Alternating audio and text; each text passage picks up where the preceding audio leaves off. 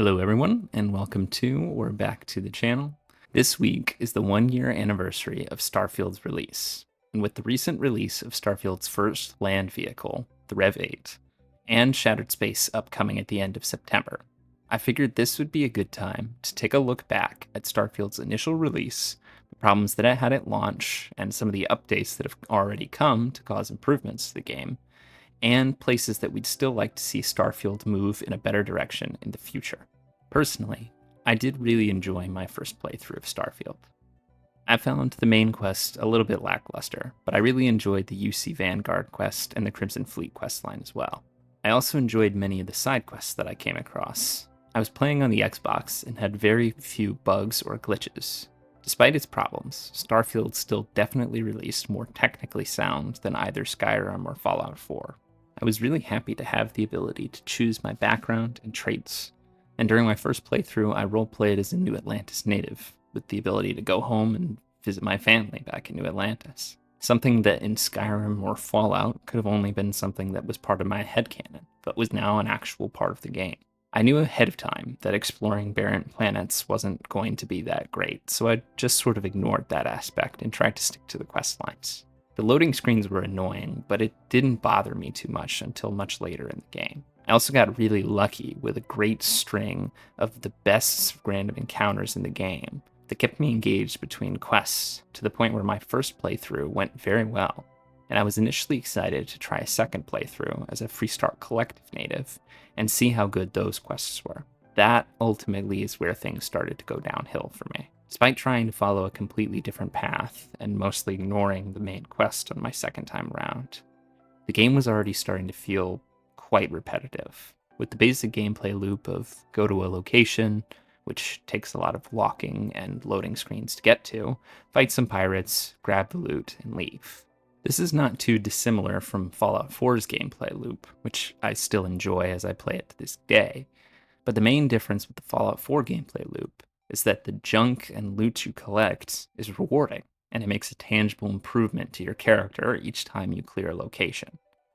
Most of the time that you clear a location in Starfield, you don't really get much that improves your character, unless you get lucky enough to find a really good legendary weapon or armor piece.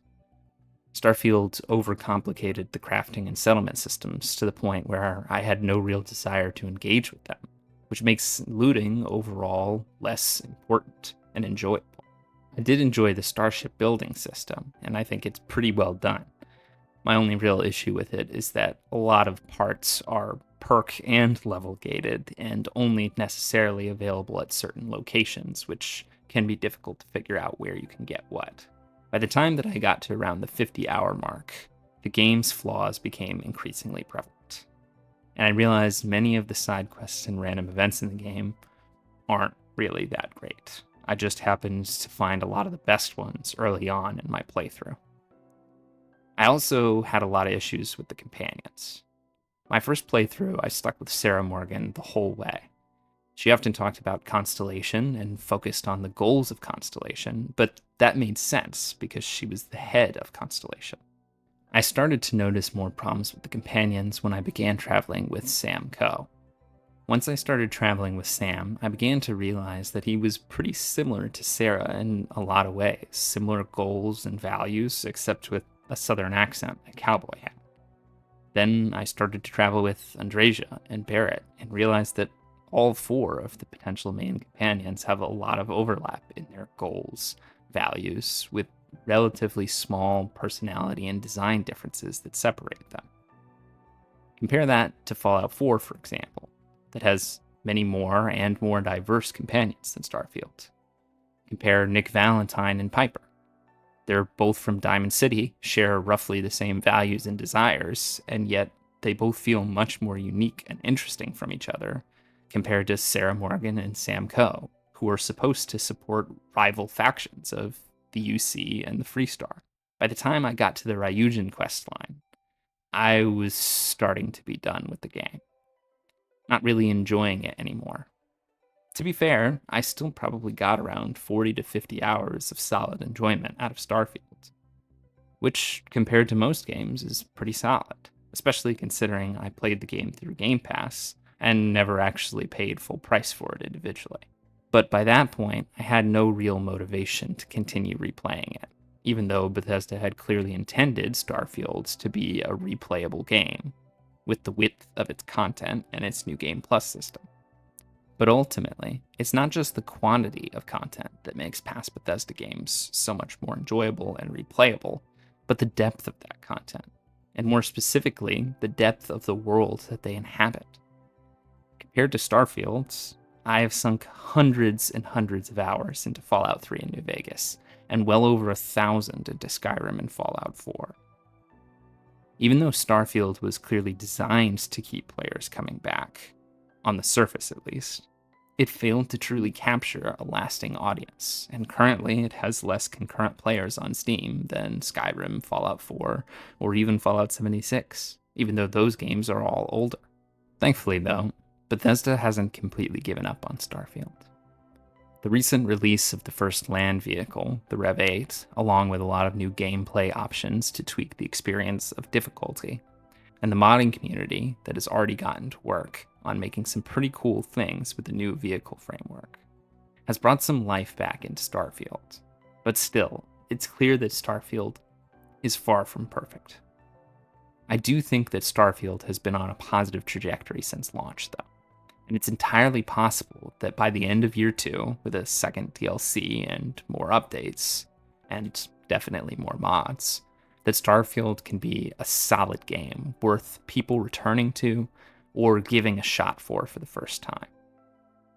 But now I want to talk about some of the changes that I think they could make with Shattered Space and whatever the unknown second DLC is next year that could lift Starfield to a place that it should have been at launch. The good news about Shattered Space is that Bethesda has already announced that pretty much the whole DLC will take place on Varun Kai, with a much more self-contained story about another isolationist community with inner conflicts, similar to Far Harbor in Fallout 4 or Point Lookout in Fallout 3. This is great news because it means the potential for a more focused storyline and less time wasted watching loading screens as you fast travel to 5 different planets to complete one quest. We don't have many details yet about what all the DLC is going to add to the game, but if it's successful and can add some new perks and weapons to refresh the gameplay loop, they may be able to help revive their player base, at least temporarily. But Starfield needs more than just some good DLC to entice players to come back that have already left, and to bring in some people that held off originally. The recent addition of land vehicles is a step in the right direction, as it cuts down considerably on the travel time from your landing point to whatever point of interest your quest or exploration route is. But it's not just about the time that it takes to travel to locations. There's still a major problem with exploration in Starfield. It's that it's completely counterintuitive to a logical or immersive exploration system. In Starfield, random moons that should be completely barren without any human settlements have multiple camps, mining outposts, and farms for some reason. While, on the contrary, a planet like Jemison, that is supposed to be the new cradle of humanity to replace Earth, has one major city, and the rest of the planet, even the area immediately surrounding New Atlantis, is pretty much completely barren. I think that Starfield's exploration would be better served by generating way more structures on planets that are clearly intended to be populated, and less structures on planets and moons that should be barren. If a planet has Earth-like atmosphere and gravity, then it should spawn lots of structures with NPCs that aren't all in spacesuits. And on the flip side, I shouldn't be running into a family of farmers on some random barren moon that's close enough to its star to be 1,000 degrees. However, if you start removing structures from random planets and moons, then some of the places that currently have little to no reason to visit will have even less of a reason to visit. So something also needs to be done about that. I think the best way to do that is to focus on giving the purpose of those uninhabited bodies being either mining or scanning for alien life, which is essentially what it's already supposed to be. But the problem is that neither of those activities are rewarding enough for most players to want to do them. This is because the main reason to scan creatures and plants is to make credits. but credits can often be obtained in other ways that are easier or more enjoyable. And mining only gets you materials that can be used in settlement building or weapon crafting. And as I discussed earlier, both of those systems were way too overcomplicated compared to how they worked in Fallout 4, which worked pretty well. And so many people, like myself, just didn't want to bother with them. On top of that, there's no real reason to go to planets or moons to get those resources, even if you do want to craft weapon upgrades or settlement stuff, because most of the time you can just buy those components from a vendor for cheap enough that there's no reason to go mining. Ultimately, I think the cost of crafting materials, especially the more exotic ones, needs to go up to encourage people to go out to planets to mine rather than just buying their materials that they need. Scanning also needs to be more rewarding and interesting, but I'll admit I'm not really sure how to incentivize scanning. Maybe you could have a tiered reputation system with Constellation that you continue to improve as you fully document more and more planets. And the reward for increasing your reputation could be some new unique armor or weapons from Constellation. But I'm not entirely sure how to make that balancing work. Settlement building is also another thing that really could use some improvements. In my opinion, the biggest issue with settlement building is that there's not much of an advantage to building outposts on planets except for as passive money-making machines, which really just enables players to easily break the game's economy and buy everything, which further makes other game mechanics pointless. Fallout 4 had a similar issue, where settlements were often just a way to become purified water barons, demolishing the Commonwealth's economy, until they added survival mode. Then, all of a sudden, the ability to have rest stops around the map where you could save, restock supplies, eat, and drink became very valuable. So even people not originally interested in settlement building, like myself, tried it out because it provided a tangible, non-game breaking benefit. I think that Starfield could benefit from an optional, quote-unquote, survival mode. Although rather than the focus being on maintaining yourself as a player, because food and beds are pretty readily available in Starfield, as you can have them on your ship, I think an optional survival mode for Starfield should focus more on ship maintenance and upkeep, such as a fuel mechanic. I know from an interview with Todd Howard that he gave prior to Starfield's release that they were at one point in development considering having a fuel mechanic for ships, but they ultimately axed the idea, afraid that it slowed down gameplay too much.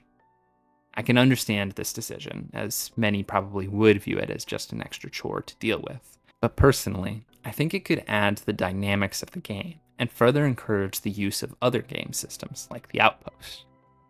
I don't think that a fuel mechanic should include fuel for traveling around a single solar system or in combat, but to maybe have it so that after jumping a certain number of light years with your grav drive, you have to stop somewhere to recharge it.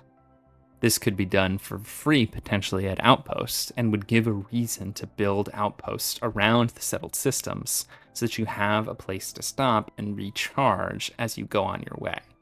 There's already a mechanic to make it so that the weight and quality of your grav drive controls how many light years that you can jump at one time, but all that really does is force you to take multiple jumps to get to your intended destination, which really just means more loading screens rather than an actual dynamic mechanic that affects your in-game decision making.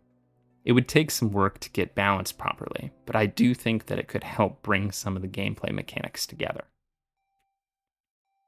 Going back to the topic of world generation, it is also very clear that we need a greater number of unique points of interest, so that increasing the number of generated structures on populated worlds doesn't further exasperate the repetitiveness of those points of interest.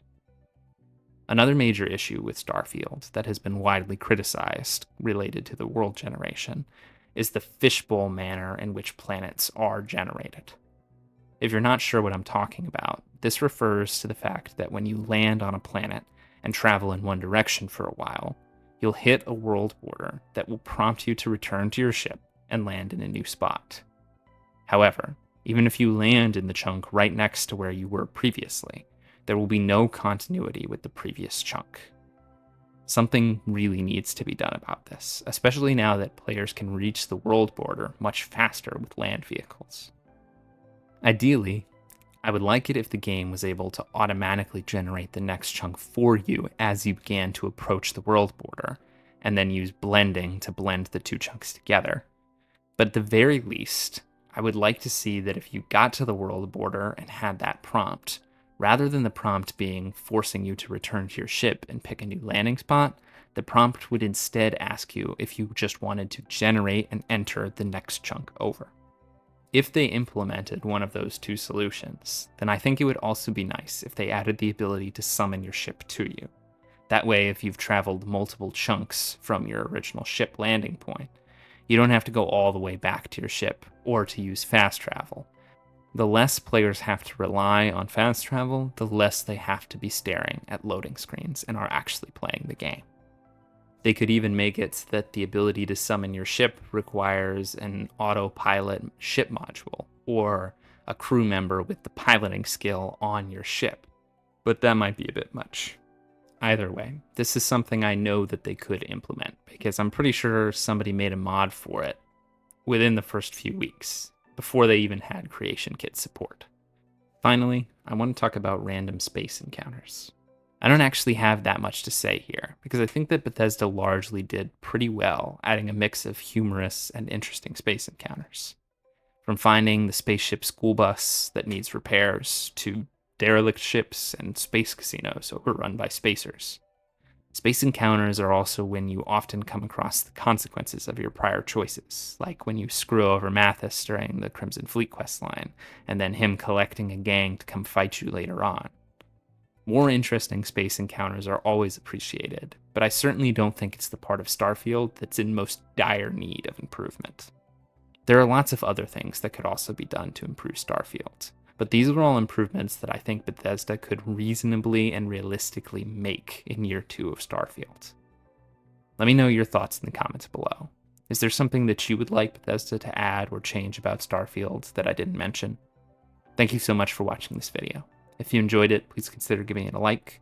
If you'd like to see more content like this, please consider subscribing to the channel. Thanks again, and I hope to see you in the next one.